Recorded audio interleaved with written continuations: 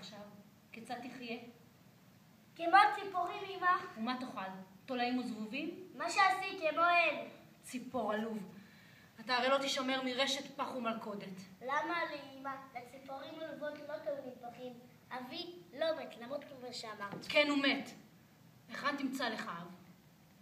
תגידי את, אמא, היכן תמצאי לך בעל? אני אוכל לקנות לי 20 בעלים בשוק. אם כך, תקני אותם כדי למכור אותם. אתה מגייס נגדי את כל שלמותיך, אבל חיי נפשי יש לך די ויותר.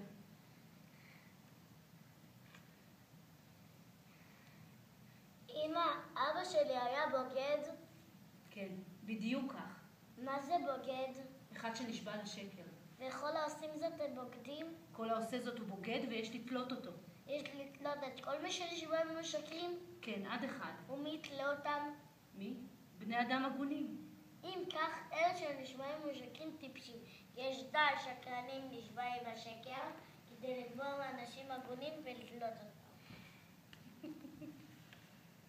קופיף עלוב. אבל היכן תמצא לך אב? אילו מת, עין בוכה עליו. אם לא תפקיד זה סימן טוב שאחר 2 יהיה לו חדש. פטפטן עלוב, איך אתה מדבר?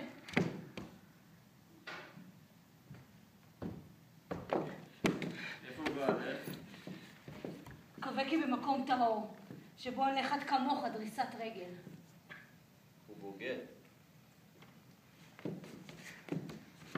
אתה שקרן! נבל בקוף צעיר! מה ביצת לך?